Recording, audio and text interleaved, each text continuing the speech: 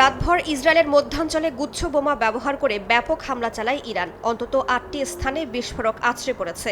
Jerusalem সহ বিভিন্ন এলাকায় একাধিক সতর্কবার্তা জারি করা হয়। সাধারণ মানুষকে নিরাপদ আশ্রয়ে যাওয়ার নির্দেশ দেয় ইসরায়েলি কর্তৃপক্ষ। সৌদি আরব ও সংযুক্ত আরব আমিরাতেও আক্রমণ চালিয়েছে ইরান, যদিও ইরানি ড্রোন প্রতিহতের দাবি করেছে দেশ দুটি। জবাবে রাজধানী তেহরান সহ বিভিন্ন স্থানে হামলা চালিয়েছে ইসরায়েলও। সোমবার ইরানের একটি রাষ্ট্রীয় সম্প্রচার কেন্দ্রে হামলা চালায় ওয়াশিংটন, তেল আবিব। আহভাজে হাসপাতালেও আক্রমণ করা হয়। খোররামবাদে বিদ্যুৎ বিচ্ছিন্ন হয়ে পড়েন বাসিন্দারা। ইরানিয়ান রেড ক্রিসেন্ট সোসাইটি জানিয়েছে এখন পর্যন্ত ৮০,০০০-এর বেশি বেসামরিক স্থাপনা হামলার শিকার হয়েছে।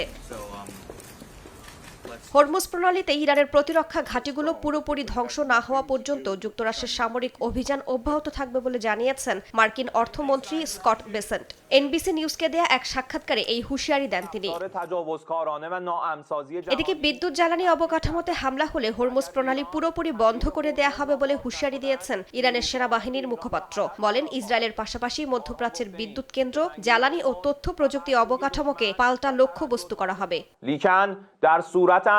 যুক্তরাষ্ট্র যদি ইরানের বিদ্যুৎ কেন্দ্রগুলো লক্ষ্যবস্তু করে, তাহলে হরমুজ প্রণালী সম্পূর্ণভাবে বন্ধ করে দেয়া হবে। যতক্ষণ পর্যন্ত আমাদের ক্ষতিগ্রস্ত বিদ্যুৎ কেন্দ্রগুলো পুনরুদ্ধার করা না হয়, ততক্ষণ পর্যন্ত এটি বন্ধই থাকবে।